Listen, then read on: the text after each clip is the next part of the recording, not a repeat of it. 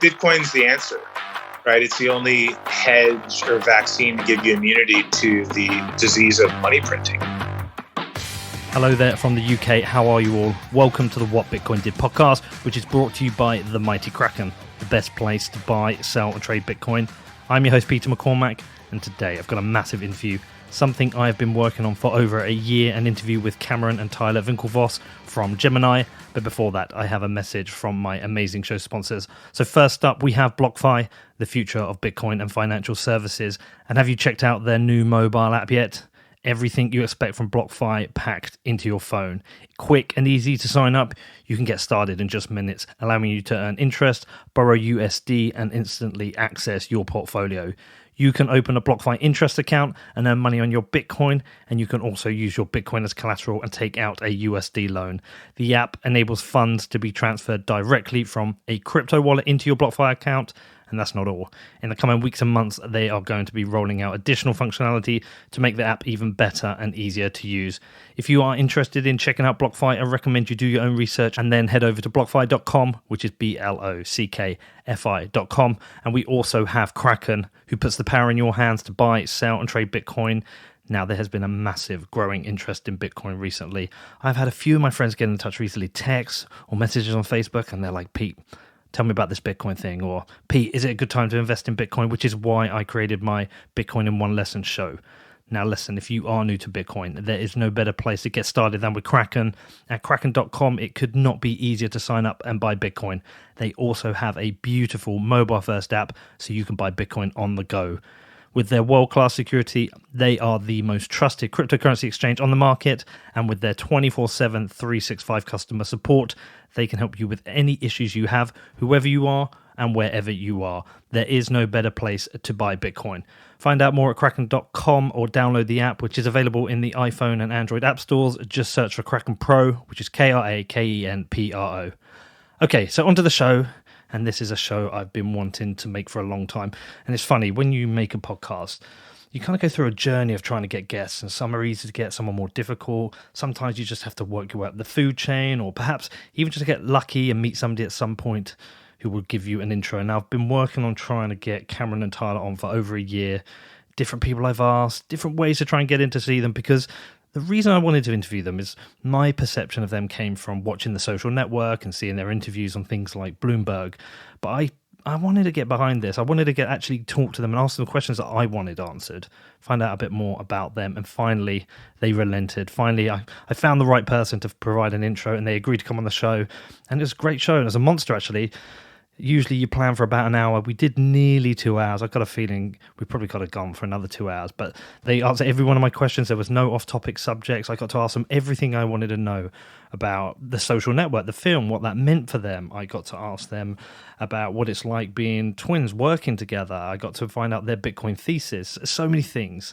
Now, I know you probably know who they are. And if you haven't seen The Social Network, go and check it out. The David Fincher movie. It's a brilliant movie. It's really well made. Now, it's probably not, they confirmed it. It's a piece of art, right? It's probably not an accurate representation of them, but it does give you a bit of the backstory of what happened at Facebook. I'm going to assume you've seen it. Following their settlement, though, because they did settle with Mark for $65 million, and they left that as majority stock in the company, which was a very shrewd and smart move. Following that, they also then set up Winklevoss Capital. They've done Gemini, and they also represented the US rowing team at the Beijing Olympics. Yeah, they've done quite a lot. So I'm really glad I got to do this. I'm really glad they were game for all my questions. I hope to do it again sometime in the future. Now, if you've got any questions about this interview, you can reach out to me. My email address is hello@whatbitcoindid.com. And just one other thing, a lot of you will know I've got another show, Defiance. I switched it up this last couple of weeks, and I put out a show 2 days ago called The Money Game Cheaters Edition. Now, I changed the format for the show. I went for like a mini documentary style, and this one looks at the ills of government and central banking. It's got Andreas Antonopoulos, Caitlin Long, Raoul Powell, Travis Kling, and Ben Hunt. It's available on defiance.news. Go and check it out. Let me know what you think. It's heading very quickly to be the most downloaded and listened to Defiance show. So I think the switch up has worked, but let me know what you think. Anyway, I hope you have a great weekend. It's Friday here, although weekends don't mean anything on these lockdowns. But I hope you have a great weekend. If you've got any questions, as I said, you can reach out to me. My email address is hello@whatbitcoindid.com. Tyler, Cameron, how are you both? Good. Good, thanks. are you doing? So, yeah, good. Well, really good, because it's taken me about a year to get you two on the podcast. I've gone through every route possible, every person I know. That was longer. Well, I mean, it was 2 years ago I first wanted it, but about a year ago I met somebody at a BlockFi party who worked for Gemini. I was like, come on. And then I've been pestering Jane for about 6 months to hook this up. And then Zach at BlockFi. And finally I thought, right, we're on lockdown. You've probably got some time, so here we are. So thank you for coming on. I've got loads I want to talk to you about. Before we get into the meaty Bitcoin stuff, I want to find out a bit more about you two. I want to know a bit more about you two, because I only know you through a film and some other stuff. And we will do some juicy Bitcoin stuff, but just knowing that you two have always been a team, right? So you went to college, you did your Olympic rowers, right, as a team, and now you run a company together. But are you competitive with each other? We're not really competitive with each other. I think we definitely push each other. And I think the mentality has always been like, if somebody, achieves something, like let's say on the rowing machine, if Tyler had pulled a big score, I'd be like, okay, I guess I can do that. Maybe I could do a little bit better. So it's not like a head-on sort of the competition that is often destructive or creates tension in a relationship. It's more of like a pushing and a supporting type of relationship. And I think a lot of it's driven by a curiosity, like how good can I get? How far can I push myself? And having a teammate and someone as sort of like a sounding board in that adventure is really helpful. And does that translate into Gemini? I think 100%. We bring a lot of our background, and a lot of our background is athletics, into the day-to-day and how we kind of lead and think about, Gemini. And a lot of it's driven by this curiosity to explore the new frontier of crypto. That, today the frontier is crypto, but tomorrow it might be something else. So yeah, I think it's there all the time. And have you got like different strengths between you that you both recognize? Because you can't do the same role. Well, we definitely don't always agree on everything. We're not sort of ratifying each other. And so it isn't this, echo chamber of the same point of view. We might end up getting to the same place ultimately, but we might have different sort of views on how to get there. And I think that's what makes it pretty exciting. And I think that if we were agreeing with each other all the time, then that would probably be problematic. And we'd have to think about that. Because I think a lot of great ideas and things, there is like healthy disagreement on what the right, approach might be. Tyler, what do you disagree on? So Cameron's lefty and I'm righty. So I guess technically we use different sides of our brain, are more dominant. We're what you call mirror image twins. So I guess 25% of twins are righty, lefty, mirror image. And I guess the egg splits later in the pregnancy process. So that's kind of a fun fact. And maybe that's kind of why we come at things slightly differently, but with like the same value set and foundation, but different enough to keep things interesting and be a really good team. As rowers, I only rowed on starboard. So I sort of leaned out to one side of the boat and Cameron leaned only to the other side of the boat. And we were those sides our whole 15 years of rowing. So it's pretty cool when you see anybody in a pair, it sort of splits at the front of the boat and then it comes back together at the finish of the stroke.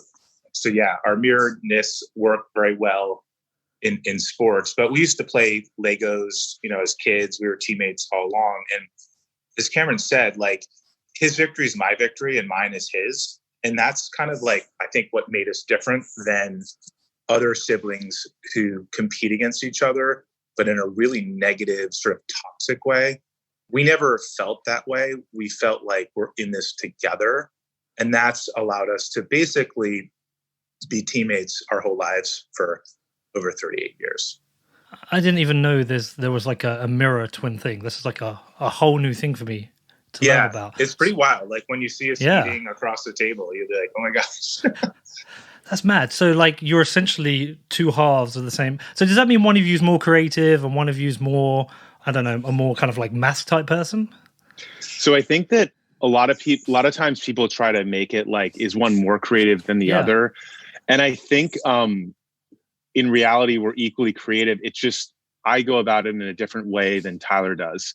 So like back in high school, when we were studying for an exam, I would sort of probably go straight to studying, maybe have my papers a little more scattered all over the floor and just kind of get right into it. And Tyler would spend a lot of time organizing and making like perfect notes, but he might not spend as much time actually studying them. And we ended up getting about the same grades. It was just a different approach, you know? So I think that the way Tyler creates is different than mine, but I wouldn't say that I'm more or less creative than him. And working together, we can really amplify the outcome significantly more than if I was, you know, working in a vacuum. And you sort of see that, especially in technology. There's always great duos throughout the past 30, 40 years. You've got Gates and Allen, Jobs and Woz, and the list goes on and on. It's never really this one singular person. That's a myth and like often perpetuated by things like Hollywood, because it sort of makes for a simplistic, easy to digest story, but it's never that simple. It's way more nuanced and complex. And in the case of us, it's just, you know, so obvious because there's literally two of us and we look the same. Well, did Hollywood do that to you guys? Did it oversimplify everything? I mean, I think it has to, right? Like nobody, you've got like a 2, maybe 3 hour time attention span to write a movie or to tell a story. So it cannot be so rooted in factual stuff. Then you'd have like a 40-hour documentary. And a lot of people won't show up to see that. So there has to be some creative license to capture the spirit of something, but not necessarily the reality, but be inspired by it. So yeah, I think that's the medium of a movie, and you have to take that approach to it. You can't expect it to be more than it is. So when that film happened, I know you've probably talked about it a bunch of times, but people want to hear about this stuff. But do you get consulted on it, or does it just happen? It just happened. There was enough in the public domain because there was litigation, as you know. Yeah. So not all the documents were public, but enough of it. So I think all of us met the standard of public people. So the film producers and screenwriters could create that story. So yeah, it just kind of happened. We were not involved. And it really happened, and to sort of get technical on it, is Zuckerberg's roommate pitched the story, Eduardo Severin. He had a falling out with Mark. He pitched the story to Ben Mesrick, who wrote 21 that became Bringing Down the House. And he wrote another book that became a movie. It escapes me at this moment. Ben wrote the book, Only a Treatment, got leaked to the internet. And then Scott Rudin, the producer, and Aaron Sorkin jumped on it and were like, we love this story. It's Shakespearean betrayal. It's got all these amazing elements. And I think that's before they even understood the rift between us and Mark. It was just between his roommate and that falling out later down the road in Facebook history. They jumped on it. They're the kind of folks that have enough track record and influence to Hollywood to get anything pretty much greenlit. And so they, made it happen. And all of a sudden, I think it was something like 18 months later, the movie, David Fincher did it, and it was out in theaters. And then I think it even surprised them how well it did, because we got to meet Aaron and Scott and all the creators, even the actors, at the end of the filming. And I don't think they realized, I think they knew they were onto something. And this was the fall of 2010. They did a screening and it was a really big hit, with this study group or control group. But then when it went to theaters, it really just beat all of their wildest expectations and dreams of what it could do. And it was the front runner for Best Picture in the award season up until the final moment when Harvey Weinstein did his magic, or I think you can even call it magic, and got the King's Speech to, win that vote. It's a very political game. There's 6,000 people who vote on who's the best picture. And if you're good at, influencing them, whining and dining or whatever, and you get them to vote your way, then you win. And there wasn't really a campaign for the social network because I don't think they expected it to be up there. So they didn't quite have the machine behind it. the way that the Weinstein Company did at that time. Well, the tell is also that the premiere was in September at the New York Film Festival, which is a very prestigious and great festival. But if you believe that you have a Best Picture, it's very hard to keep that in the public consciousness for, I don't know, however many months from September until February. So what you end up doing is you try to release really closer to like November, December, and have that meteoric rise peak like perfectly at the, during the award season. So that's kind of the tell that they didn't realize that how popular it would be, but also how critically acclaimed the film might be. I mean, I loved it. I'm not just saying it because you're here, but I genuinely loved it. And I think one of the things that helped me was I'm a big Fincher fan. Almost everything he does is amazing. Even Alien 3, which got like panned, I thought was brilliant. I thought it was really unique part of the story. But so I really liked it. I thought they did a really, really good job. But the thing I'm trying to get at is, I guess when I saw it cold, like you would have seen it for the first time. But the film is about me. I'm not in it. So like, what is it like? Just what is it like? I mean, is that one dude played you both by? But what is it like watching a story being told about part of your life and you've had no control over it? I would say the word surreal it probably best describes it. It is, I guess it's hard to quite explain. I guess you kind of are removed a little bit. You're watching, in a way, characters on a screen that are sort of not you, but supposed to be you. Yeah, I'm not sure, other than surreal, probably how best to describe it. I mean, the older I get and I see clips of it, the more I can sort of appreciate it objectively as art and be like, oh, that's interesting. I get it. But when I first saw it in 2010, it was like, that's definitely not me. I saw all the places where it wasn't me and how it was so wrong, but I loved the movie and I was able to separate and compartmentalize the difference between this is a great story, it's a great movie. That doesn't mean it's me.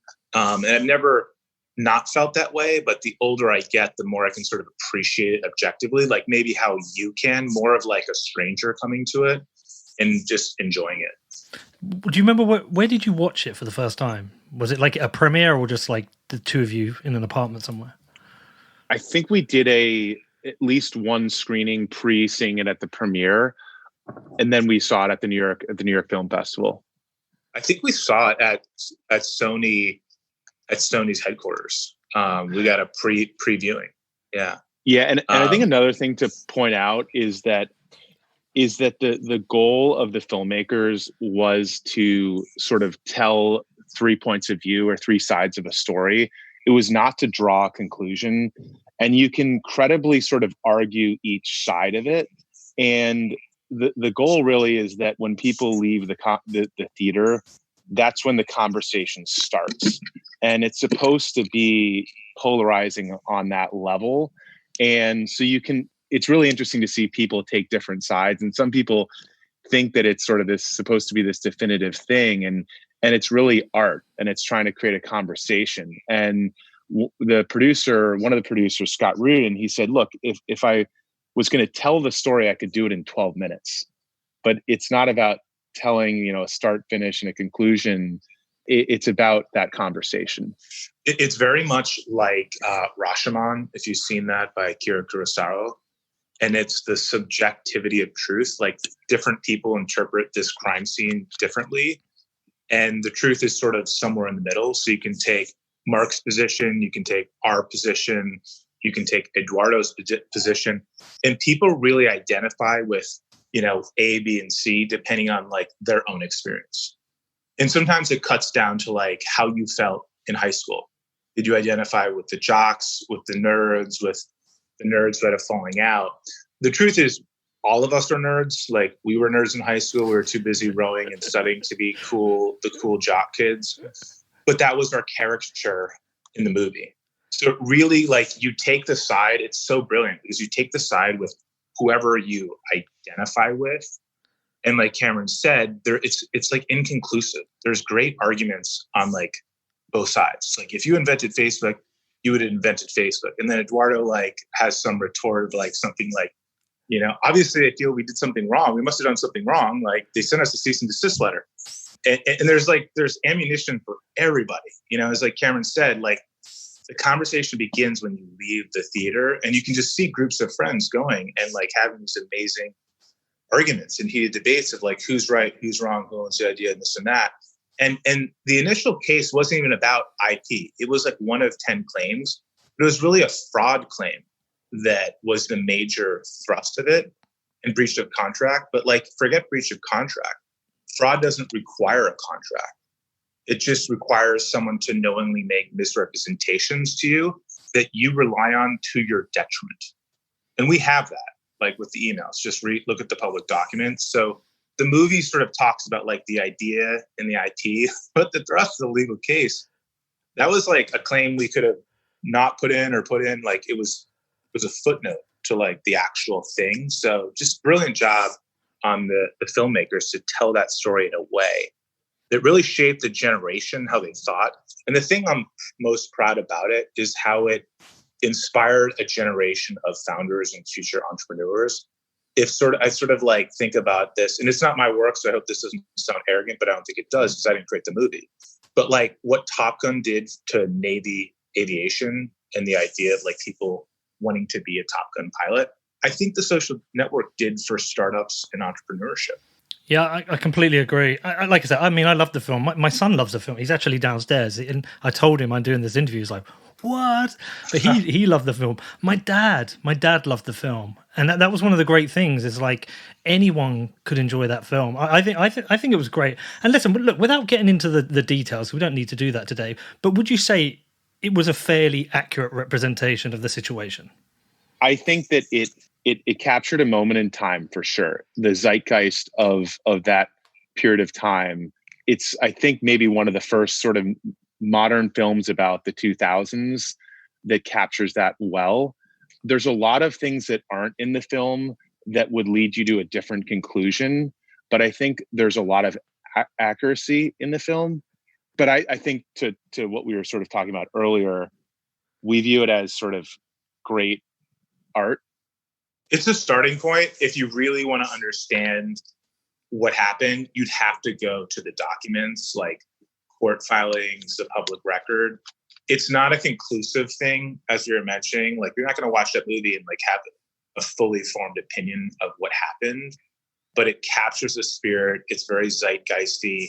It's almost like, it feels like there's an element of like Breakfast Club, about it, like how that captured the 80s. Like, was it the John Hughes movies, like that really captured what it was like to go to high school and grow up in the 80s? And then this captured college campuses in, the aughts.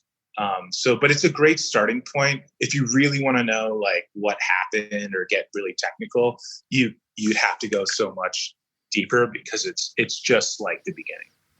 I'll tell you another interesting thing. I think time changes how you reflect on it as well. And I think I've seen it around 4 times. And when look, apologies for this, but when I first watched it, I think I was Team Zuck. And I was like, fuck those guys, those jocks, because you're big and Olympic rowers and I'm not, and I'm short. And now I saw it again a couple of years ago and I reflect on it and I'm now like, no, fuck Mark. I'm Team Winklevoss. And I'll tell you a funny thing, Cameron, you don't know my show, but you did once like a tweet of mine, and I put out this tweet once. I was like, it was something like this: I can't wait for the social network to, Bitcoin's going to be at 100 grand, and the Winklevoss are going to have their revenge on Zuck. And then you gave me a little like, and that was the only time. But I think time, you reflect on it differently over time because you see what Facebook has become. Yeah. And it isn't great in a lot of ways. And you can also look at some of the stuff you've done. And I think the reality of what the people in it who've been represented in the film have actually done in life allow you to look at the film in a different way. Is that fair? Yeah. I mean, my only gripe with the film, and I understand why they did this, is our characters don't come off as entrepreneurs. They come off as people of high integrity, great character, athletic, polite, all these like cool qualities, but there's this whole gap of who we are, like the creativity, curiosity, entrepreneurial, that's left out. It's sort of omitted. So we're sort of painted like in these broad brushstrokes, and then like, so it's the geeks, the geniuses, the jocks, and I think life is more like, we're a little bit more than that. At least the two of us, like we just have more ranges of who we are. as people. And we've shown that over time. I think by building Gemini, by founding a company, by being in tech, rowing was always kind of a detour. It started in high school. We started the rowing team. Our next door neighbor was a rower. We said, hey, let's try this sport. One thing led to another. Good at it. Get into college. Good at it there. Let's give it a shot. Zuckerberg, the thing with Facebook happened. So, okay, let's keep rowing, make the Olympics. Oh, we're 30, 15 years. That went quick. But we always loved technology, entrepreneurship. Our dad is an entrepreneur. We grew up hanging out in his office. We grew up in a startup, we like to say. And rowing was kind of like, we created the rowing team at our high school. It was like our first startup. It was also a detour from who we are and what our passions were. So getting back into entrepreneurship, we've done that the last almost 10 years. And I think people see that side of us that they didn't see in the movie. And then on the other side of the equation, I think that Facebook and Zuckerberg, that pattern just keeps repeating, so like all of great, who are these guys? We don't really know anybody. Everyone's so young.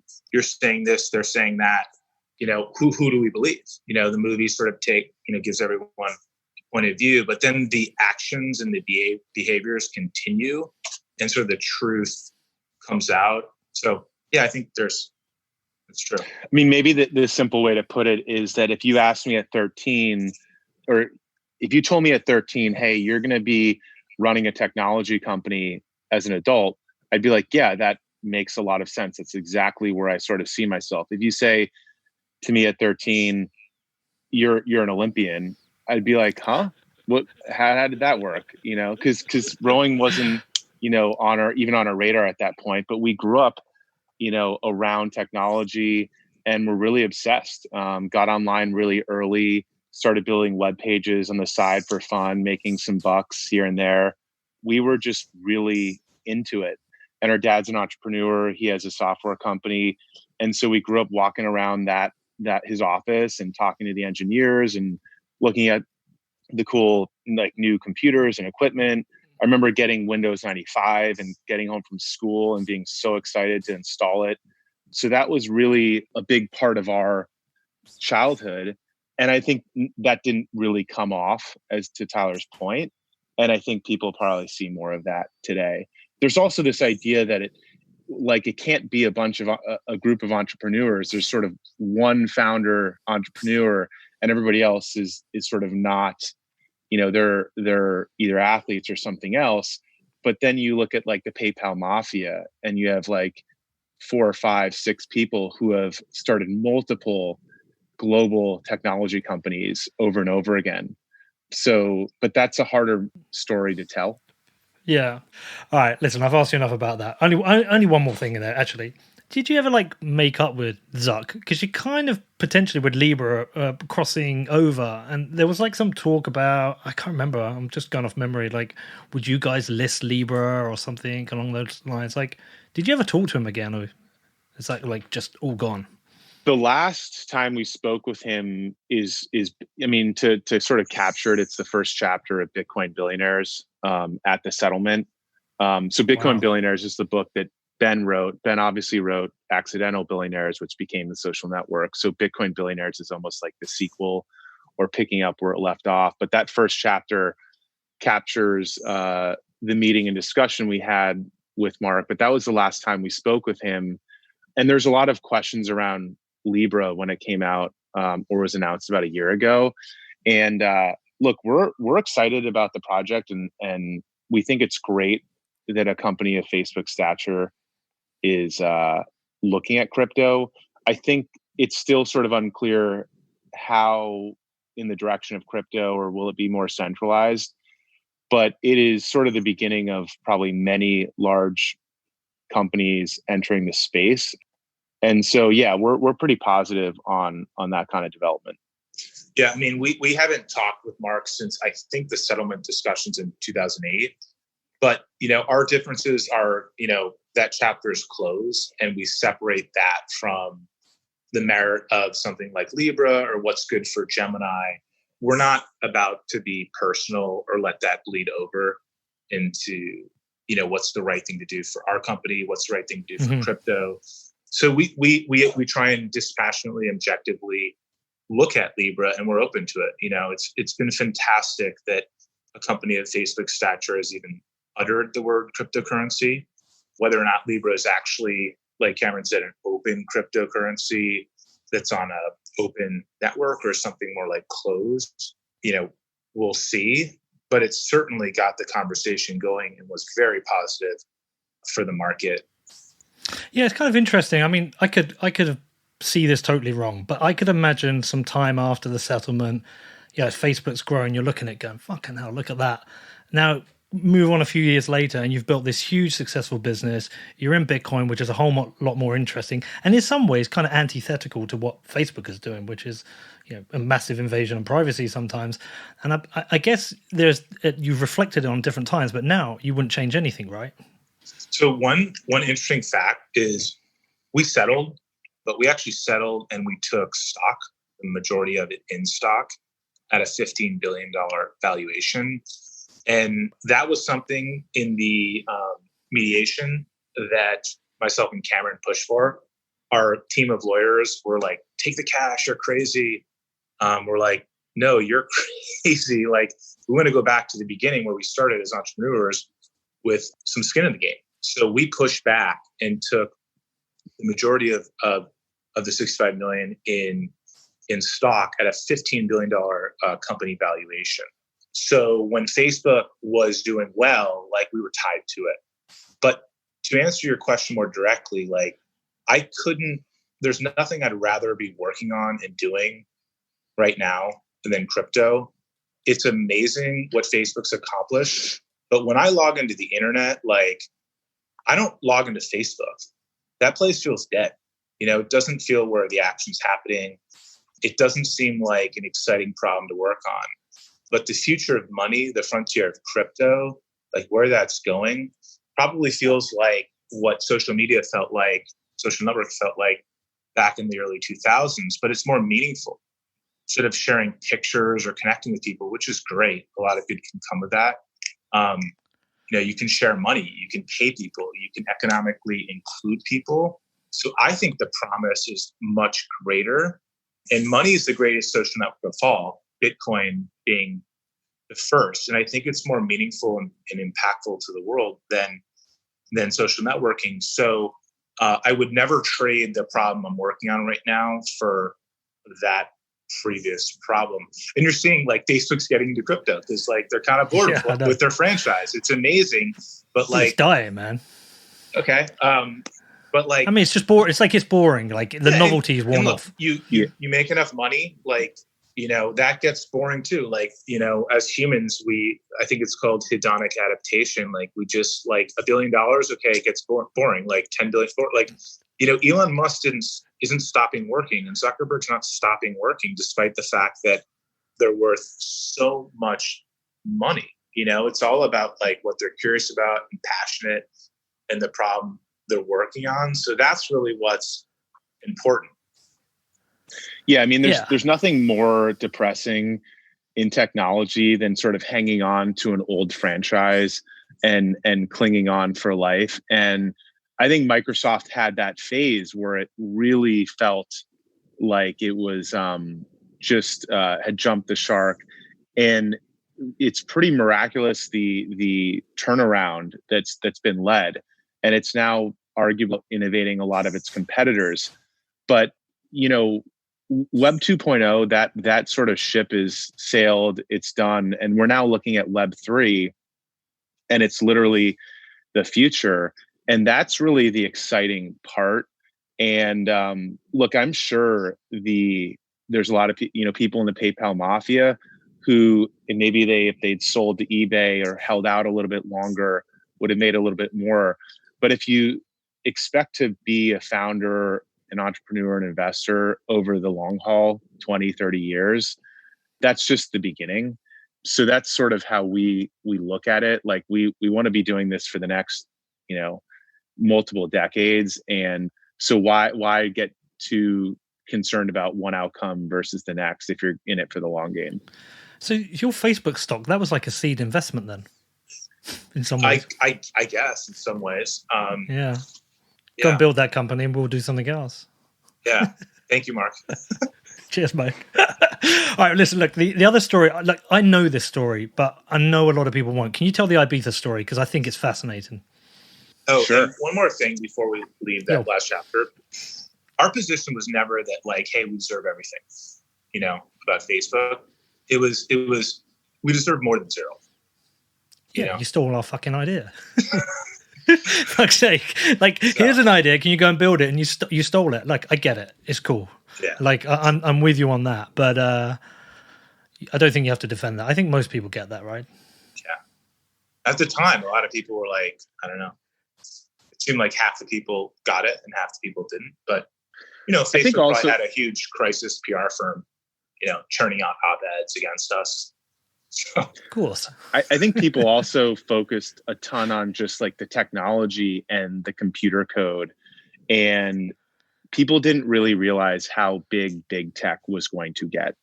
And we're sort of seeing that with the pandemic right now. It's decimating small business and the middle class, and all of that is accruing to big tech. And so it's so important to understand like the mission of these companies. Are they mission oriented? What are the values, and how are they dealing with that thing? And they're totally happy with the lockdown. They don't have a problem with the lockdown because it's not hurting them, and it might even actually be benefiting them. So if you're YouTube and someone's putting up discourse or contradicting like the lockdown as maybe the right solution, censor it, right? Misinformation, it only helps us. So it's really perverse. Yeah. Well, I want to cover that as well, actually, because I think that itself is an interesting area to cover. But I do want to do the Ibiza thing. We got to go back to Ibiza, yeah. Yeah, because it's such a cool story. So we went out there in August of 2012. We had just retired from rowing. We're trying to figure out what the next step for us was. We had just set up Winklevoss Capital, which is our family office that focuses on backing startups, founders. It's effectively a venture fund, except for we're the sole LP. We provide all the capital, which gives us a lot of flexibility in terms of what we can invest in.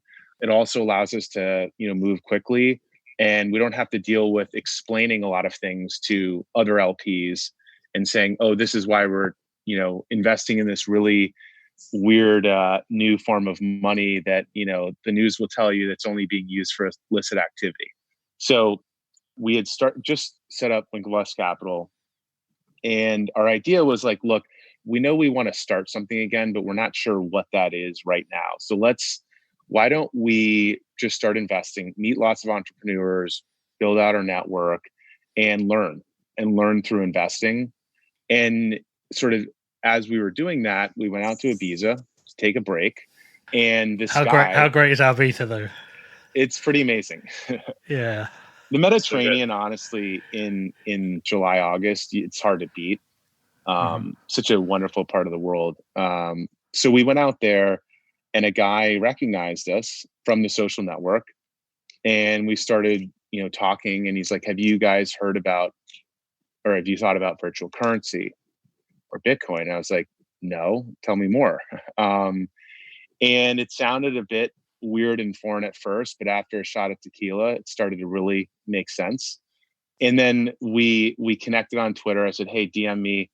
And when we got back stateside, he sent over some links, some literature, and we started, diving pretty deep into it. And I think at one point I remember turning to Tyler and saying, "This is either complete bullshit or the next big thing." And it was super exciting once we kind of understood what it could be. And I'm not sure we could have even at that moment like totally articulate it, because it's hard to capture Bitcoin in one, there's so many layers to it, but it felt like this underdog thing that could potentially challenge almost everything, starting with the financial system. And, I think what really struck us and resonated was this idea that it provided greater choice, independence, and opportunity, like a new system. And I think a lot of early Bitcoiners perhaps focus on destroying the old system. And for us, it's more about creating a new system with new opportunities. And it kind of goes back, like when we think back to our origin story and kind of our background, when we got into rowing in high school, there was no rowing team. There was no rowing in our town. As Tyler mentioned, our next door neighbor had rowed. He had gone away to school and rowed. And so we said, let's give this a shot, except for there was no actual options in our town. And everybody did sort of the traditional sports. And we ended up finding a rowing club 30 minutes away. It was an old train, a wooden train station that had been moved and basically thrown on an empty lot. There was no running water, no electricity, no power. Our locker room was the gas station on the corner. And we commuted up there for, an hour each way, pretty much, like throughout the week, doing homework in the car and rowing. And after the first year, we went to the headmaster and we said, hey, we'd like to start a rowing team. And it wasn't about destroying the football team or destroying the basketball team. It was about creating this other option for people to row. And fast forward 20 years later, every single high school in the area in Connecticut, where we grew up in Fairfield County, has a girls and boys rowing team. It's created hundreds, if not more, opportunities for people to play a sport.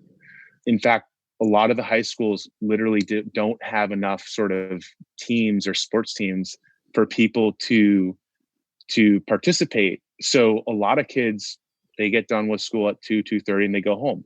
And some kids that might be put to good use, and some kids, might be playing a lot of Fortnite, and others might be getting into trouble. And it's created all this new opportunity, and it's all about like complementing the other sports. And so that's how we view crypto, I think. And Bitcoin, we started viewing Bitcoin as this alternative. And that's I think our framework. But you didn't just think, all right, let's go and build an exchange or something. You had like the conviction to go and start buying up as much Bitcoin as you could, right?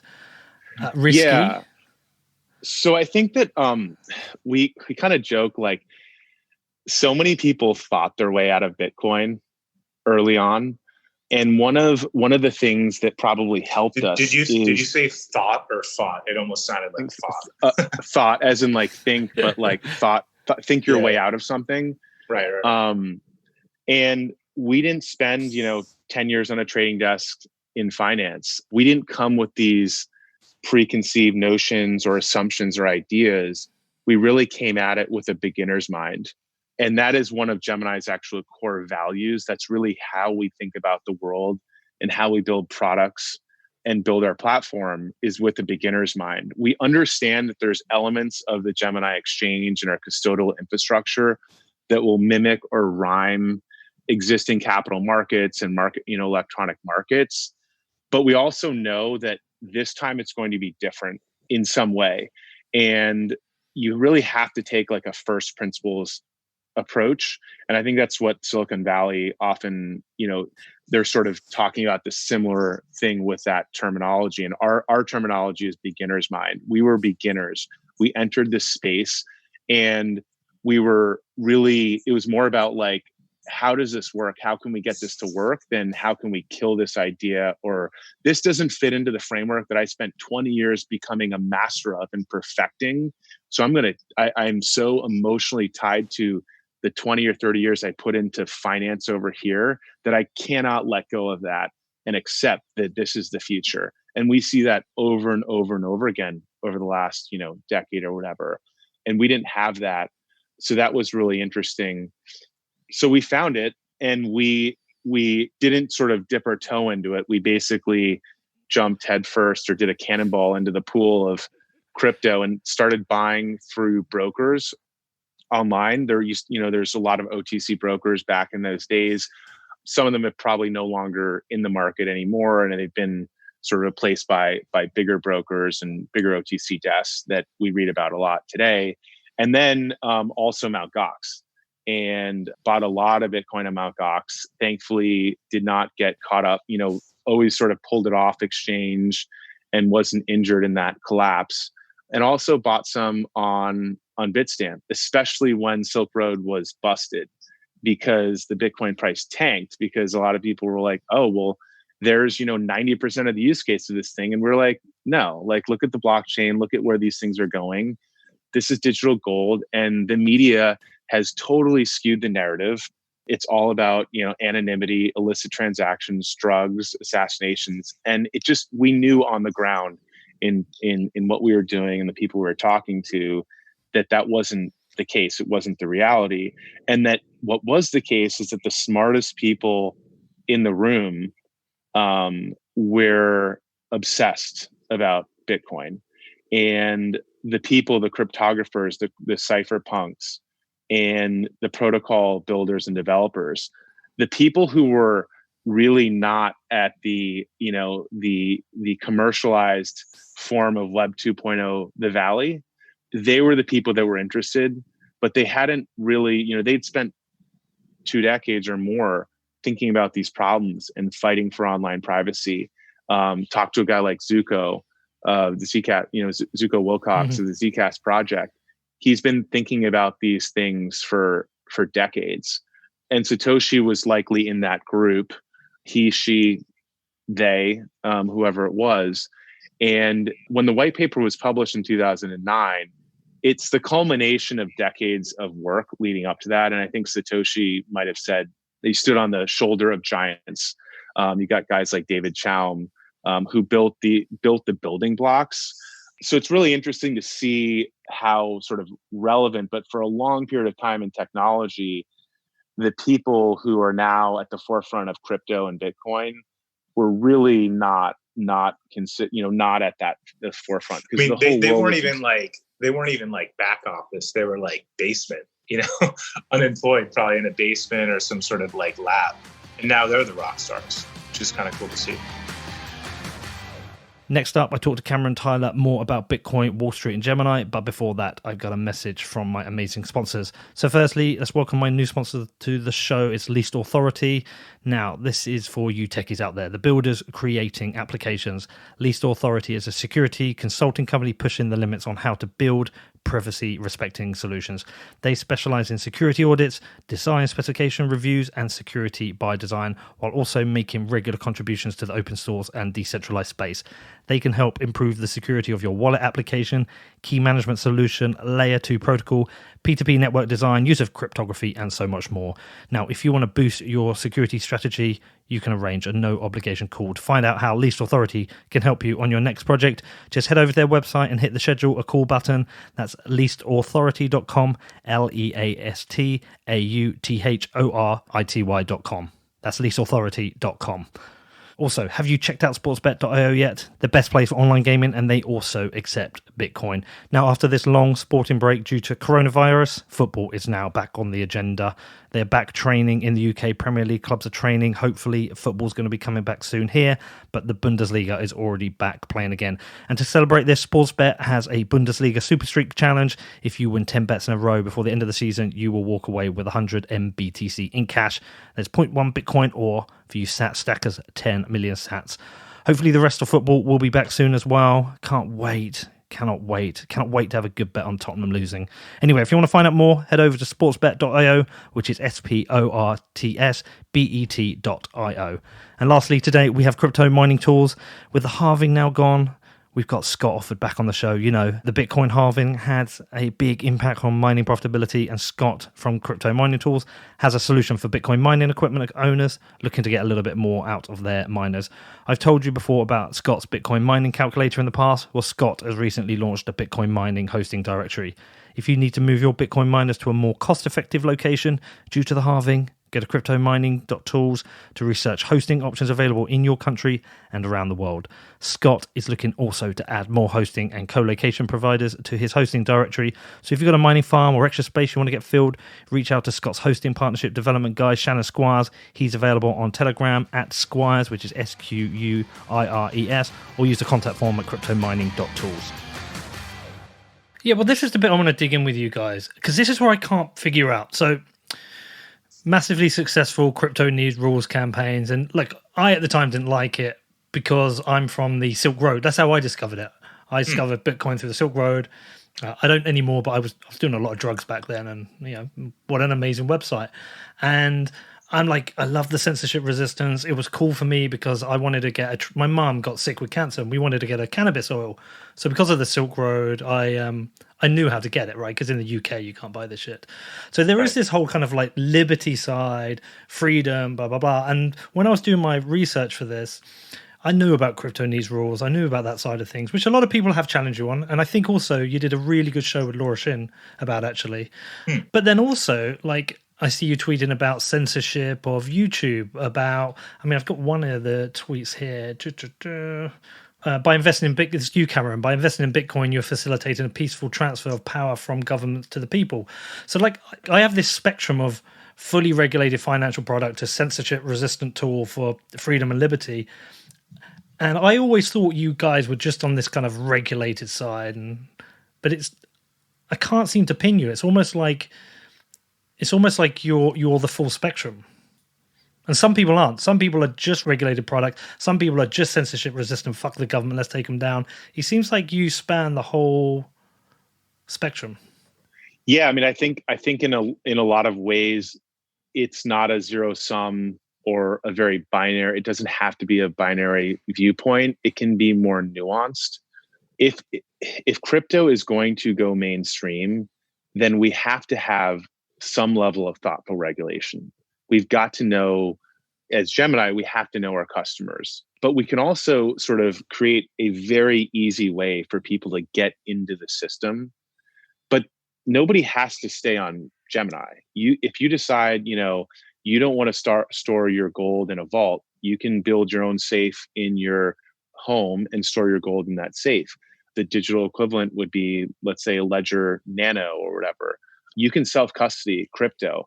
But most people, I mean, there's a spectrum, right? Some people, the vast majority of people want to hold gold through an ETF.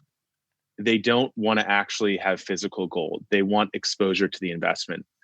But there is that option where you can go it alone. And that is incredibly true for crypto because it's digital and the physical overhead of going it alone doesn't exist. And the sort of the independence and sovereignty around crypto is unmatched with any technology before. But the on-ramps you have to have an element of thoughtful regulation. And you can't really, you cannot point to any thriving market in the world that doesn't have some sort of rules-based system that tries to foster positive outcomes. Free-for-alls don't work. It just won't. But at the same time, over-regulating something will absolutely stifle it. So I do think there's like a nuanced spectrum, and it doesn't have to be an either or, an all or nothing situation. I think it's a really good point. So you can be pro-regulation, but disagree with the state of regulation. So you're talking about cannabis, right? You can be pro-regulate or before, right? You mentioned your experience with cannabis. No, it wasn't cannabis. Okay, well, let's just say cannabis. Let's say cannabis. You can be pro-regulation, and the regulation could be, cannabis is legal, and you can say that's ridiculous. It should be regulatorily legal to go to a dispensary to be able to get it for medical or recreational use in moderation, right? So you want to change the regulation to make sense. And a more regulated cannabis market is better for consumers. It's better for everyone. It's better for the government. And so I think that it's not, binary necessarily. I think we take a case by case basis and we think that we can change or shape the regulation to make sense, as opposed to, the regulation doesn't make sense, regulation is bad. No, it's probably a good thing. Let's just make it make sense. And so let me give another example. In the the late 90s, early 2000s, people started to realize that the recording industry was taking advantage of the customer. You pay $20 for a CD, and back then $20 was a lot of money. It was like a real $20. and you get a CD and you get an album of maybe you really only want one or two songs there. And people are like, we're just done with this. So you have Napster, which is sort of the first version, mainstream version of file pirating. Napster, of course, was too centralized. It ended up getting shut down. We all kind of know how that ended. And that spawned a more decentralized versions like Kazaa or whatever the services were. And they were not, it was not, it was sort of dangerous because there's tons of malware. You could get an infected file. And so there was risk involved. And of course, there was a risk of prosecution. Some college students and people did get, prosecuted for piracy. That was one of the initial strategies of the recording industry is like, we're just going to sue our way out of this problem, as opposed to, wait, the current system is broken. We probably need to rethink how we price and offer this to our customers. And so Napster was this protest effectively against what was going on. And there's a couple more protests that got harder and harder to stop until finally someone from the outside, in this case, Silicon Valley, Jobs and iTunes came along and said, we're going to, create a better delivery system for you. And we're going to price this in a reasonable way at $1 a song. And everybody said, you know what, I'm okay paying $1 for a song. I believe in the artist. I want to support the artist. This feels like fair. I'm not getting totally screwed or raked over the coals here. And the piracy thing, I don't feel good about that spiritually. And it's not a safe or better experience. iTunes was just a better experience. But the recording industry was unable to really see that they needed to do that. So it doesn't have to be like, well, this system and then totally screw this system. We're going to go over here and pirate and steal stuff. There is like a middle ground. And people like talk about regulation a lot, and they bitch and moan and say this or that. Well, we're regulated. Part of our regulation and obligation prevents us from, we have to protect your privacy. We can't mine your data and then go sell it. We can't, do a lot of the things. And yet when you look at all big tech that is unregulated, they are mining the shit out of your data all day long, and people are complaining about it. And because there's no regulation, they're not breaking any laws. They're allowed to legally do what they're doing. They can follow you around the internet. They're corporate peeping Toms. They see everything you do. And so that's an obvious outcome where there's no regulation and there's no rules, and everybody's pissed off. I don't think anybody supports what's happened to our privacy and how we've literally given it away before our own eyes. And so, I just think it's like how you frame and think about it. And the government and these bodies are going to need, they're always going to have some regulatory footprint, right? They're not going to let things go just, willy-nilly. And so let's engage and find that great middle ground where everybody's happy. And so that's how we've been thinking about it.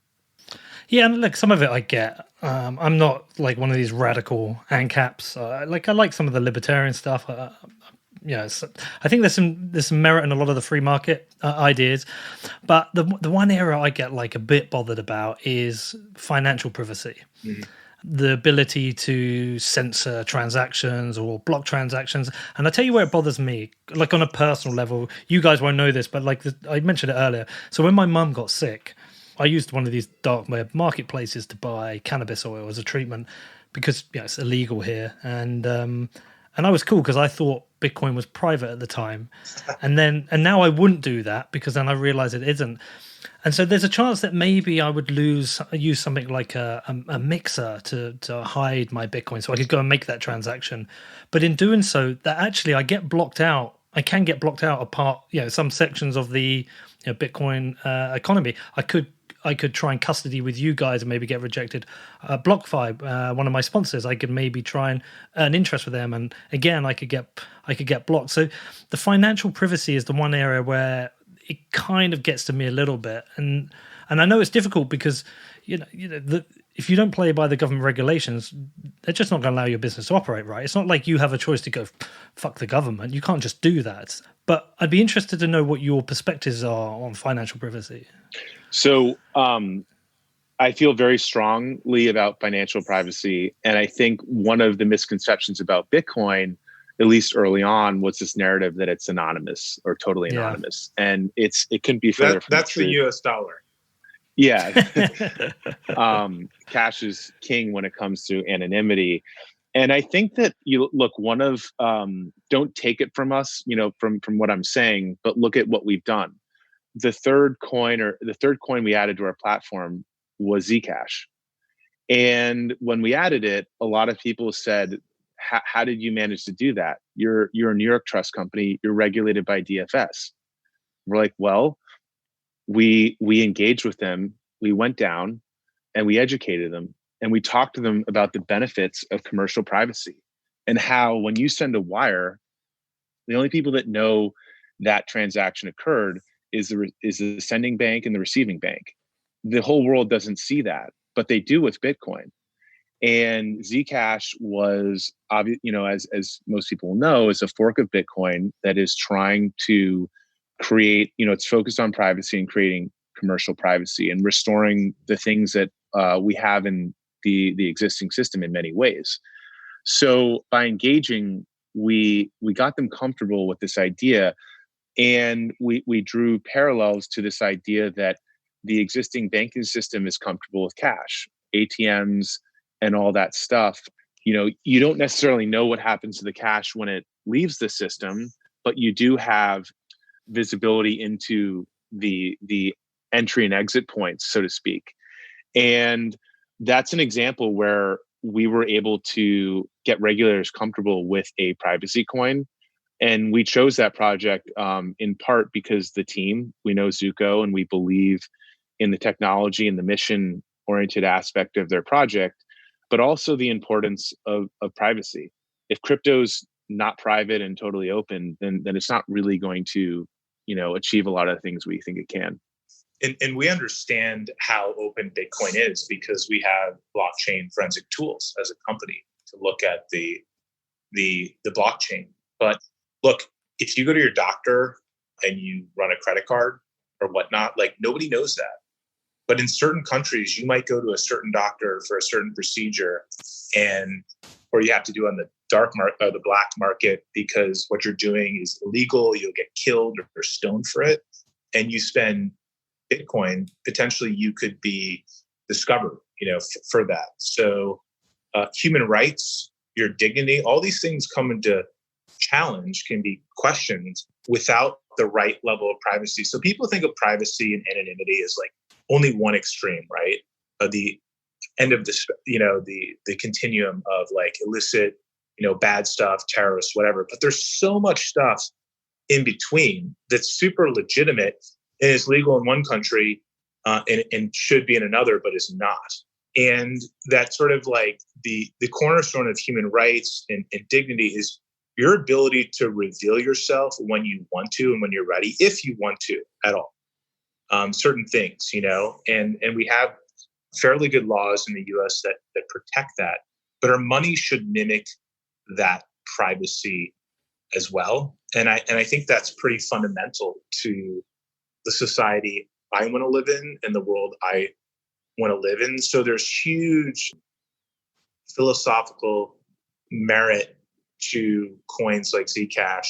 The team's great. They're real. They went to the DFS as well, talked to them. So it was like kind of a joint effort. But yeah, like I think there's so much there that people don't understand. And of course, unfortunately, headlines in this, the world we live in, 140 characters, it's like Silk Road dark market, things, it's just like big brush strokes for everything. But there's so much in between that's different. And so, yeah, like that's how we view this. So I guess you therefore support the idea of bringing better privacy to Bitcoin and allowing people to have private transactions and away from the eyes of the government. Yeah, I mean, I think that privacy is super important. Currency and money have been used by governments to manipulate and control populations for as long as the invention of money. some governments are better than others, but yeah, like capital controls, inability to get money in and out, remittances, it's just another tool, right? And I think it should be limited. And I think we should, the other thing about our message, to regulators, like, this is going to happen with or without you. So like it's happening. And like the people who create these projects, when you say no, like they come back stronger.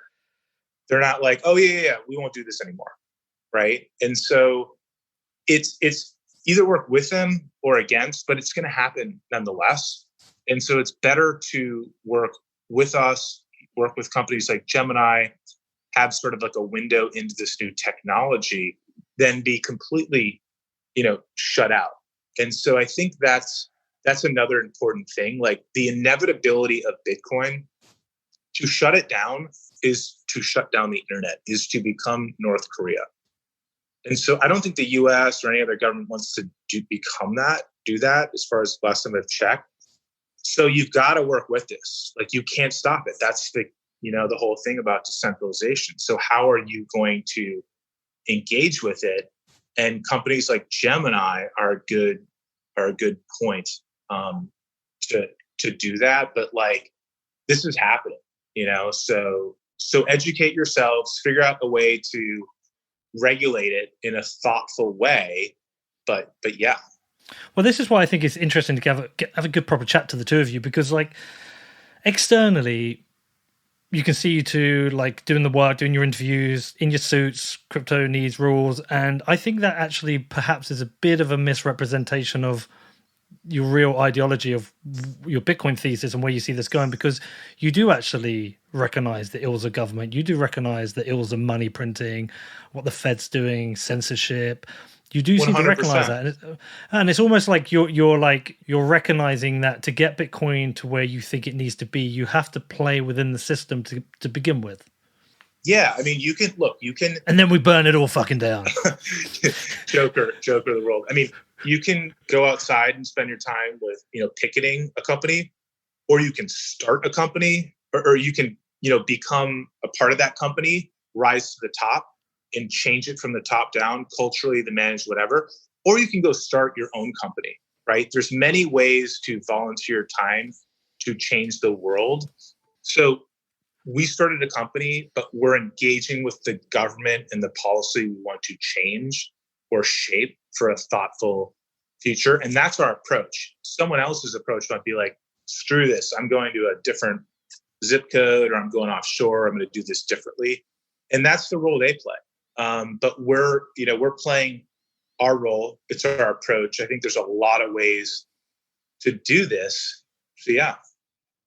Yeah. I mean, you can spend a lot of time trying to destroy the football team, or you can work with the headmaster to build the rowing team. And once people start seeing, oh, there's that other opportunity over there. And in the case of women, there's tremendous amount of rowing programs in college. So there's all this opportunity for them to play a varsity sport throughout high school and college. And that's kind of it's always seemed like a more positive way to put your focus. And so like going back to the Napster days, you can try and sue everybody who's pirating music, or just create a better experience and solve it that way. So do you think there's people have got misconceptions about you two and Gemini then? 100%. Well, I think they have. I think, and it's kind of not their fault, right? Because you see this movie, and movies are so powerful. They're so indelible. I mean, even like people remember movies more than like sports performances, right? Like I watched Michael Jordan win a lot of his championships, but that doesn't resonate with me necessarily, or like as much as like my favorite, like a film or a quote from a film, like The Big Lebowski or something. I mean, like those movies that people keep quoting, like, so film stars tend to reach a peak and sear themselves into your memory more so than anything else. So yeah, like The Social Network, we figured out these guys, and then you see us in suits talking about regulation. But I think that the truth is we're just a lot more nuanced than, a picture or a movie or a business page. So I guess the answer is people got to download this podcast and listen to it to get to know us. All right, so tell me a little bit about what's going on with the Wall Street people, right? Because you want to engage with Wall Street. I'm actually making a kind of like a 1-episode audio documentary that's coming out on Wednesday, looking a little bit at Wall Street, looking a little bit what happened in 2008 and the lessons weren't learned.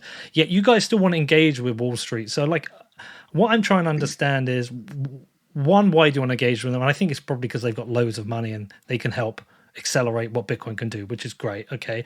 But also I'm trying to wonder, is there like a new generation of Wall Street that you're trying to engage with? What's going on with Wall Street? And also what are the rejections you get from people? So I think the answer is like, we're ready for Wall Street. We're not waiting for Wall Street. We have a mobile app. Like, this has been a retail driven market since day one for the last decade, basically.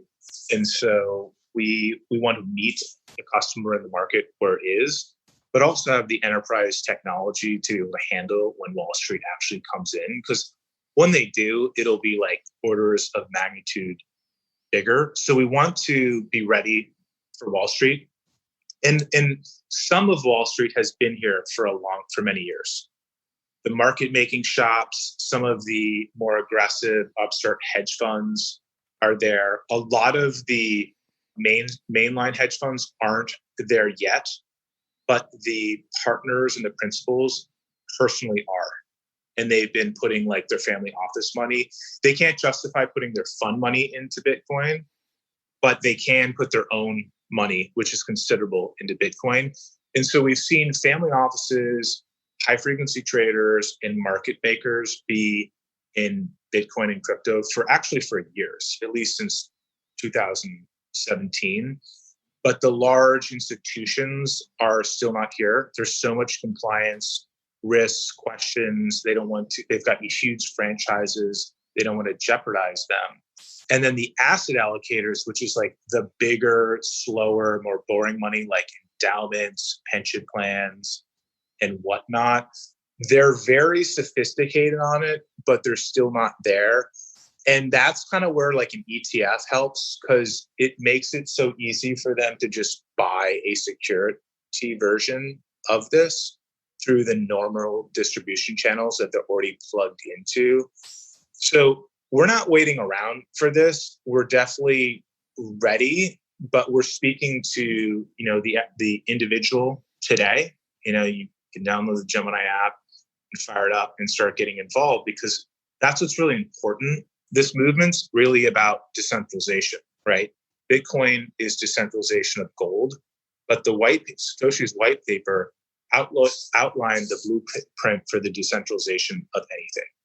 And to me, decentralization is all about empowering you with greater independence and freedom, so you can rely on yourself. You don't have to. You can rely on other things. But if things got really bad, you at least have the option to rely on yourself. You have that choice. And so a lot of people, even in America, right, can't get a bank account or limited bank account, right? And so even in America, we think of that as a different country type thing. So that to me is the real promise of crypto, is greater choice, independence, opportunity for you. Not for Wall Street. We didn't get in this to help Wall Street. I have nothing against Wall Street. I'm happy when they come. We'll be very thrilled when they come. It'll be great for everyone. But this is really about you, the individual. Anything on that, Cameron? I think that was well said. Yeah, I think that the market today, we've built for the market today, but we're also building for that future as Wall Street gets into the market more. And you're starting to see a lot of people. Paul Tudor Jones is his macro outlook that came out a week or two ago was fascinating, and sort of probably the first of a number of people really coming around to Bitcoin and understanding that it is probably the best inflation hedge out there. And you're seeing people articulate they see the problems, but they haven't quite come to Bitcoin yet. But I think we think that they're important future customers. I mean, we look forward to that day when more of Wall Street comes into crypto. I think a lot of people, maybe this is a good segue into, like, a lot of people looked at the price of Bitcoin in the sell-off in March and were like, wait, what happened? Why didn't Bitcoin shine during that period of time? And the truth is that, my belief is that, first of all, everybody was running around with their hair on fire, trying to figure out, what is going on. Is the world just is going on? Totally coming to an end? Is it end? the end? Yeah. And then what you do is you go into cash because you've got to cover margin and get liquidity to cover this or that. And nobody has time or bandwidth to say at that moment in time, well, gee, let's go into Bitcoin. They might be able to go into gold a little bit because they have that muscle memory and they can buy an equity pretty quickly. So they could buy like a gold ETF or they can buy a futures. It's harder for a lot of these systems, asset managers and wealth allocators to come into Bitcoin because they're not so used to it. We're trying to make it very easy with Gemini. We've got a qualified custodian. You can sign up very quickly and just start accessing it. But it just never happens that quickly, especially when the sky is falling. What we're going to see, though, I believe, over the coming months is that once the dust starts settling more and people take stock of what the hell has just happened and look at fiat regimes, and the US is probably the best positioned, but that being said, it's in a very precarious situation, but it's probably in the best situation of all fiat regimes. But people are going to take stock. And I think that's when we start to see people have the bandwidth to explore Bitcoin. And we've seen it anecdotally a lot leading up, and even in this fall, I think I saw a lot of people reaching out and sort of saying, I get it now. I get the digital gold thesis. And so, we've been talking about digital gold for going on 8 years right now. Our talking points haven't changed at all, but it takes time. I mean, they say in advertising, it takes you have to hear something 7 times before you buy a product or whatever. Maybe with Bitcoin, you got to hear it 700 times. But once it clicks, people get it. And it's really cool to see once people come into its system, how passionate they become about it.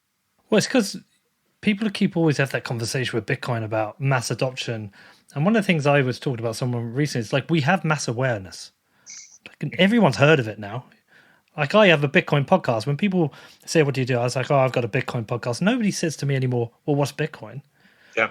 They will ask, is it a good time to buy? But the mass awareness is there. It is just that thing to get people to click because it takes a long time. I am wondering, though, on the Wall Street stuff, because like I said, I'm making this a little audio documentary, and I went through what happened in 2008, and I was like, well, that was bullshit. Fuck Wall Street, fuck the bankers. And then I've been looking at what's happening now, and I've been kind of like, well, fuck Wall Street, fuck big business, and fuck the CEOs. And sorry, I'm swearing a lot, but sorry, I do swear a lot. I curse a lot. But again, I'm just like, how many times are we going to do this? How many times is this cycle going to repeat whereby the money system is essentially a casino for investors on Wall Street to make money, and every time they screw it up, it's the little man who suffers, right? It's the small business, it's the hardworking people who are queuing up at food banks. I'm like, how many times are we going to go through this? And I do wonder, I've asked you about what happens when, how do we get Wall Street into Bitcoin? But say with flipping it the other way, when Bitcoin affects Wall Street, do you think that changes the game of Wall Street? Does Wall Street become a different beast? Well, I think that, so Wall Street is such a broad term, and that's one of the challenges. It's so easy to sort of create this object out there that's in, Wall Street. Obviously, there's a ton more nuance to it, but I think one of the problems with the Occupy Wall Street movement is it didn't really have an answer or a strategy forward. It's we're just going to occupy, and we're upset. And a lot of the people that were sort of harassed or pilloried, even anecdotally on the street, were people in Wall Street that were in sort of middle office or back office. And maybe you're the the son of a fireman, and we're making pretty good money, but working their asses off, and weren't making the millions when you think of, Wall Street and you think of the Hollywood, the American Psycho, and Wall Street, Oliver Stone's Wall Street. That's a lot of people aren't, they're part of Wall Street, but they're not actually that part of it. And I think that what's so amazing about Bitcoin is it actually is a blueprint for like a strategy forward. But the more that I kind of step back, the more I think we might actually all be on the same team in one way. I think most people on Wall Street are deeply, deeply concerned about what the hell's been going on with the printing of US dollars. And so you could spend a lot of time being like, oh, it's us versus them. And then you kind of come around to this idea that actually we in principle agree on most of the same things.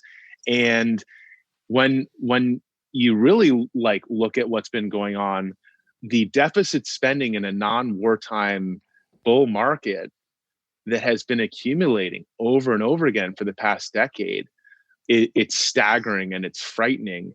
And what we are leaving, what the boomers are going to be leaving for the next generation to clean up is mind-blowing. And you look at college education, completely broken. There's no way most of these people can work their way out of those debts. So, but I don't think that like a lot of people agree or believe in the college education system being broken, or believe that education should be that expensive. We're pretty much all on the same team. It's just like, how do we go and solve it? And so when I read Paul Tudor Jones's Macro Outlook, I was like, we are speaking the same language. This is music to my ears, and we're on the same team.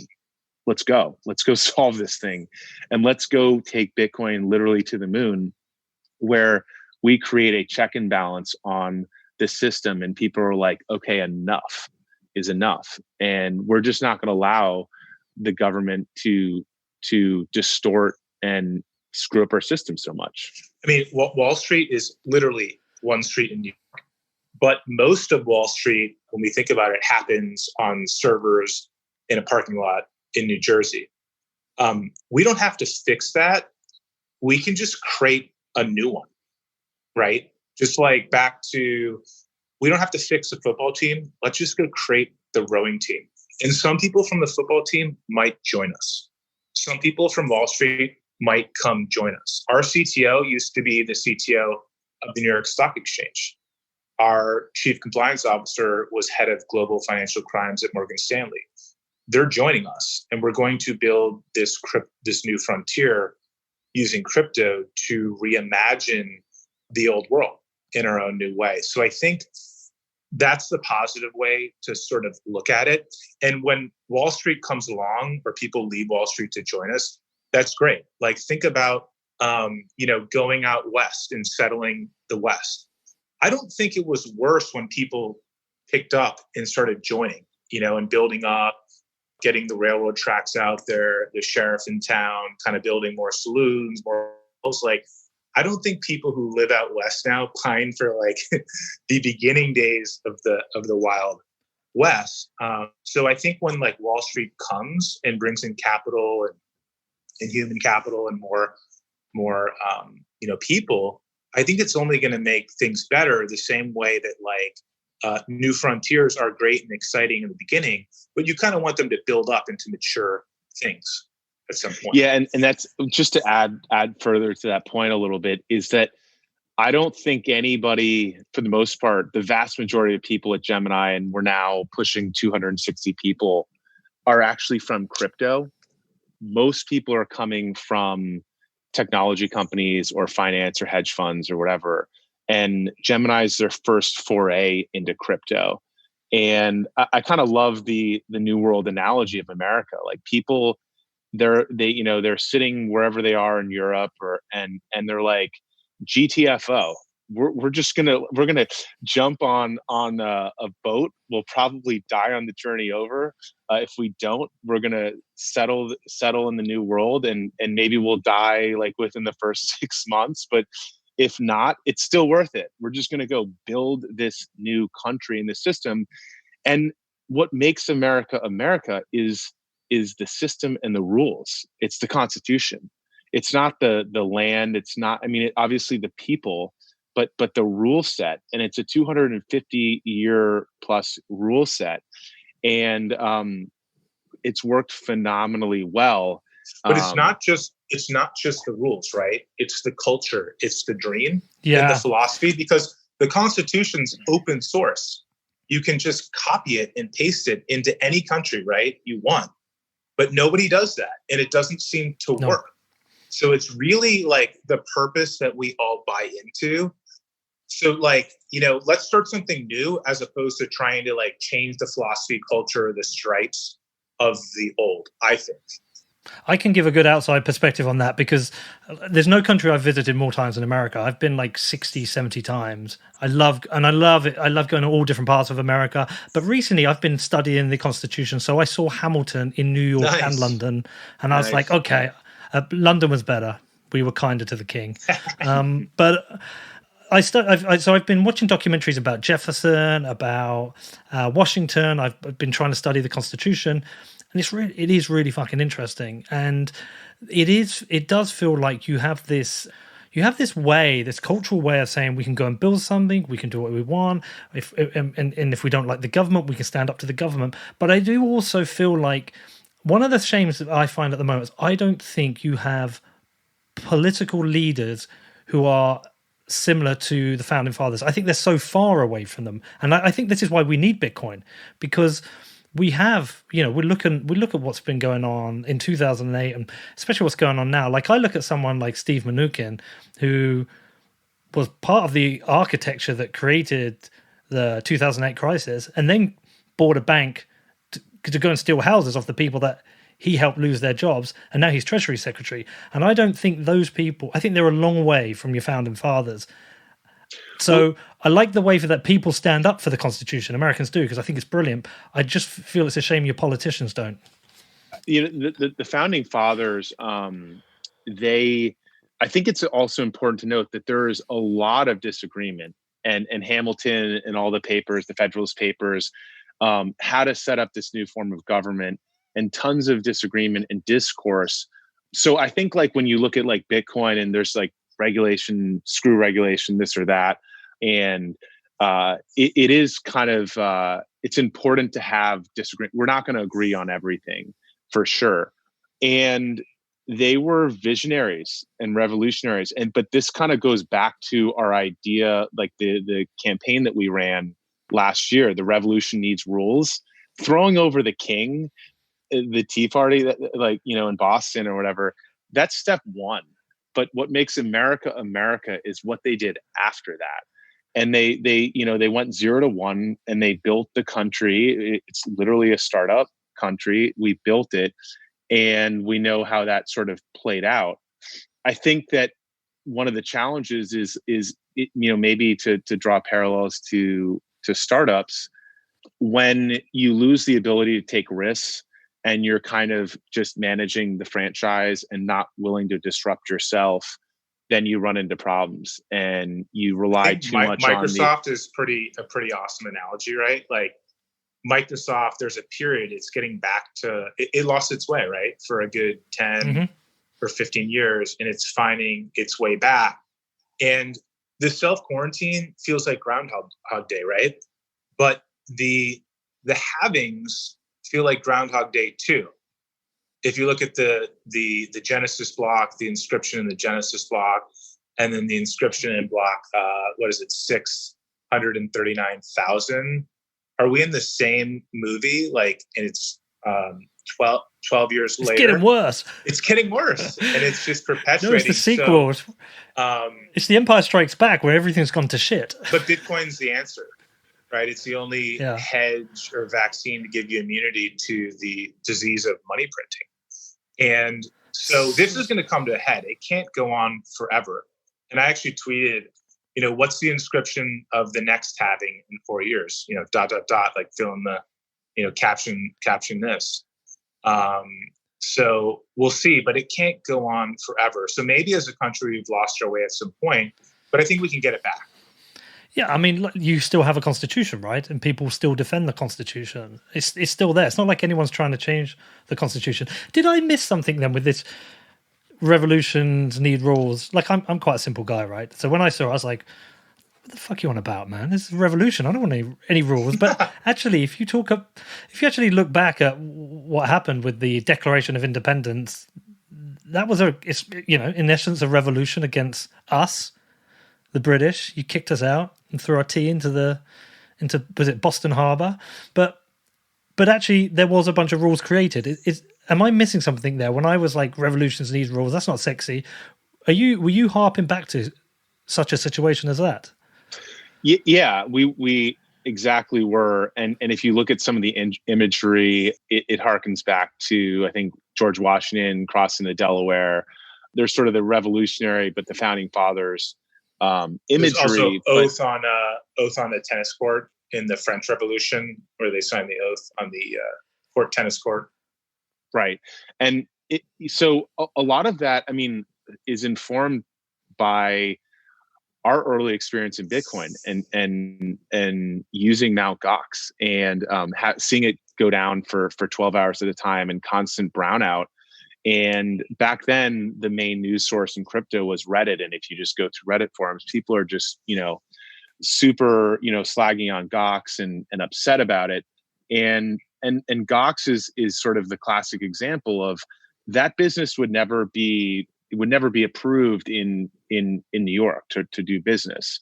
It would have never passed muster. And so you've got to have some sort of safeguards in place. Otherwise, it can get really ugly and people get hurt. And that, I mean, it's all sort of informed by our experience in the Wild West days and understanding that, like, look, we've got to get some rules in here if this is going to go mainstream.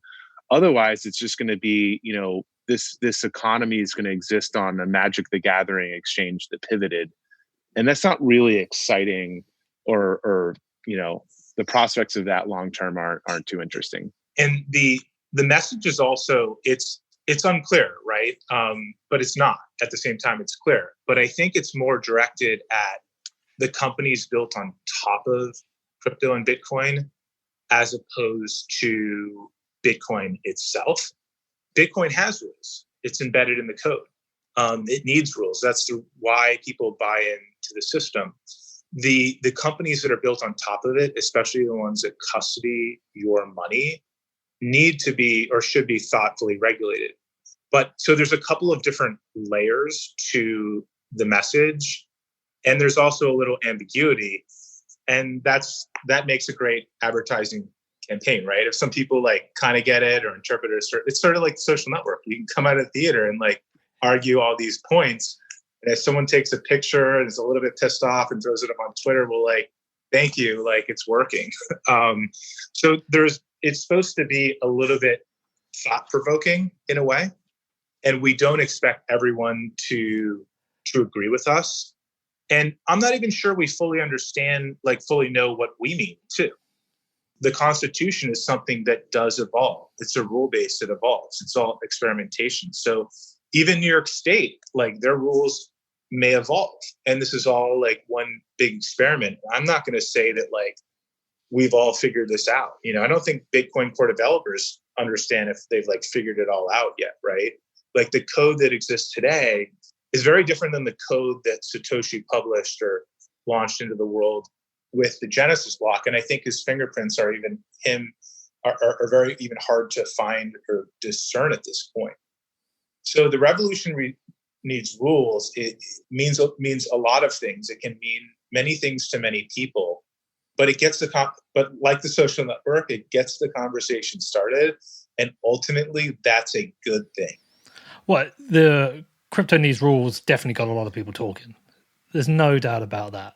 I don't know who your agency is in New York, but it definitely got people talking. Oh, I hated it at the time. I think I was trolling you. I think I made my own banners up. I was like, I don't know, I can't remember, but I kind of like on reflection, I get it. And look, Bitcoin has rules, it has consensus rules. It works because of those rules, and you can't change those rules. And I also look. The other thing I get is that I think we need everyone. I think we need the full spectrum of people. I think we need the badass, hardcore, OG Bitcoiners, the ANCAP crazy kind of like, fuck you, fuck the government. I think we need the whole spectrum to kind of morph Bitcoin into what it is and what it will be. I think if we were all on the same page, I don't think we would get the right kind of progression. Do you know what I mean? Totally agree. I mean, I think we have to be a melting pot. If you think of like, we need to be a melting pot, and I think different points of view is what makes crypto awesome. And you don't have, a ton of groupthink or everybody just sort of ratifying each other. But I think that like there's the Gemini platform, I think is attracts folks who believe in sort of the opportunity, but also believe in the frontier, but doing it in a way where people are, there's some protection, and we're trying to do it in a way that fosters trust, because there's so much distrust in the asset class. There's so many horror stories. There's so many hackings. There's so many bad actors. There's so many people who are thinking, playing checkers when we really need to be playing chess, are thinking one move ahead when we need to be thinking 10 moves ahead. And that's the core group that we're really speaking to and appealing to. When you think of like great companies like Apple that do protect your privacy, but also build great products and have done a good job on there, it's always sort of think different. It's not, let's go burn shit down. And you feel it with their products, and you feel it with the company that they mean what they say and they do what they say by and large. And that is, Gemini, if there's like something that makes us different, is that our goal is to earn and maintain trust. We're not going to tell you that we're the most trusted. It's not up for us to make that determination. It's up to you to make that determination. What we're going to do is do things that try and earn it and maintain it. And we're going to speak to those individuals the same way, someone who buys an Apple product, they're identifying with that movement and with that ethos. There's some programmers and people that are going to want to use Linux. They're more hardcore. They don't really care about the interface. They sit on, a terminal, and they just whatever. It's just it's a piece of machinery or whatever. There's other people that are going to buy a Dell because they believe, they really want to save the cost. Their cost, that cost has been passed on to me, and I'm thankful for that, and I'm going for the Dell. So there's a spectrum, and it all kind of fits into that personal computing revolution. This crypto revolution, there's the Gemini, part of that spectrum, and that we speak to. And then there's a spectrum that's unregulated, offshore, anything goes, freewheeling, that speaks to another customer. It's just not the game we're playing. And you mentioned that gap between, you now go around, and when people ask you what you do and you say, oh, Bitcoin, you utter the word Bitcoin, they've heard it, but they're not in. And why is that? And I think a company like Gemini can help bridge that gap. And ultimately, if we do that to some degree, then I think it's going to be great for crypto and the revolution. Yeah. Well, listen, look, I'm conscious I've had a lot more of your time than I expected. Nearly 2 hours of yours, Cameron. A bit less of Tyler's because he was late, but we'll forgive you. No, listen, look, I could probably do a 5-hour monster show if I really wanted to. This has been fascinating, but I know you're busy, so you probably want to get on with some things. Let me go out with a final question for both of you. We'll go with you first, Tyler, and then finish up with you, Cameron. But realistically, in your eyes, you've already made enough money. Money isn't the issue for you guys. You said it before. You get to a certain point, it's boring. There's something else going on here. What is success to you? Not personally with Bitcoin. Not how well does Gemini do. What is success with Bitcoin? What do you think needs to happen for you to go, fuck, we really did it? Well, I think there's an obvious, simple sort of price framework, right? If Bitcoin's gold 2.0, then it's got to have a larger market cap than gold. But I think the deeper answer is, can we make the current system better. And we talked about all this money printing. It seems like Wall Street keeps failing and bringing everyone down, yet they always land on their feet time and time again. And it's like this same movie with an unhappy ending for the majority of the world, except for the few that keep like creating the problems and also don't seem to like be the victims. They have this like golden parachute all the time. So if we can create that alternative, that check and balance, if Bitcoin can be that makes everything better, that to me is pretty significant, meaningful success. So I would say, first of all, I agree with that. And I believe that, so Bitcoin really created the blueprint of how to decentralize anything. And it created like the entire genre. And what I'd love to see, in addition to Bitcoin really rivaling gold in market cap, is other decentralized projects start to challenge all of the centralized services that make up the web and Web 2.0 today. And so when people get upset at a social network and they're like, delete Facebook, I'm upset with how they're treating my privacy, and go where? You don't have another opportunity. And I think it would make Facebook better, and it would make, with more choice, and it would really force like a healthier ecosystem of options. And it may turn out that the vast majority of people are totally fine with being on Facebook. Great. But at least they have an option. And we're not there yet. I think Web3 is very young and new. But as we, push down the road and have alternatives that are viable, that's when I think we start to say, okay, this is really changing the world and exciting. Amazing. Well, listen, thank you so much for giving me so much of your time. Despite the long wait to try and get you on, I'm really glad how this turned out. This is the interview I wanted to hear with you guys. This was covering the stuff I wanted to hear. So I'm really glad I got to do it. I think people are going to love this. Hopefully, at some point, we'll be able to get back on planes. One day in the future, we'll get to do this in person again. But I wish you both the best of luck, and thank you so much. Thank you. Yeah, love the questions. This is definitely the interview I wanted to do. So the feeling's mutual, and hopefully one day we can get together in person, share a beer, or as you might say it, share a pint. Yeah, really appreciate it. And we'd love to come your way, because we are opening in the UK and Europe an office there, and trying to get our license for that part of the world. So maybe we'll come to you. Well, then I've got a great place to take you to dinner. Perfect. Just let me know when you're in town. Looking forward to it. Appreciate it, guys. Cheers. Cheers. Okay, so what did you make of that one? Did you enjoy that? Did you enjoy hearing from Cameron and Tyler? Now, I've always been curious about them and their intentions.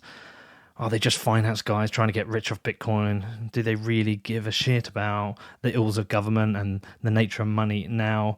So I was glad to finally get a chance to make this interview, because I've heard interviews with them in the past, but usually it focuses on money or ETFs or Bitcoin. Like, I wanted to know a bit more about them. So I'm really glad they were game for this, and I'm really glad I got to make this, and grateful, because nothing was off limits. There was nothing they didn't answer, which was amazing.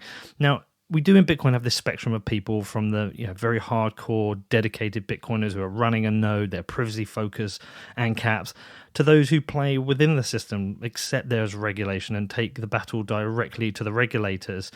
Now, I know some people think that's bullshit and you shouldn't be doing that, but I think Bitcoin is always going to attract different types of people. And I think having people fighting on both the inside and outside of the system will give a greater chance of Bitcoin continuing to succeed. Now, changing the ills of the modern financial system is never going to be easy.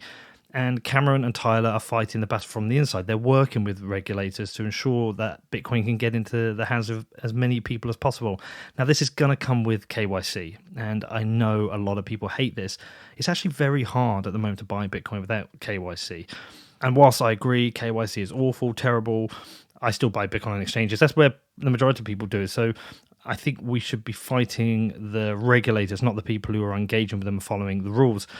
So yeah, I mean, I really got to do this interview. I think I understand Cameron Tyler a lot more. I will hopefully do another one in the future. I want to do one in person because in person's always better. But I just want to say a massive thanks to both of them for coming on the show, agreeing to do this, and allow me just to ask any questions and being game for it all. If you've got any questions about the show, you can reach out to me. It's hello@whatbitcoindid.com. And as I said in my intro, I have just released a new show on Defiance, The Money Game, Cheaters Edition, which is a mini documentary looking at the ills of government and central banking. It's a switch up for Defiance. It's a new show style. The interview style, as I've got with this show, just it wasn't really working. And it was growing, and then it wasn't growing. So I thought I'd switch it up and try these new mini documentaries. And this one is a good way of starting. It features Andreas Antonopoulos, Caitlin Long, Raoul Powell, Travis Kling, and Ben Hunt. Go and check it out. Let me know what you think. I really would appreciate some of your feedback, and that is available at defiance.news.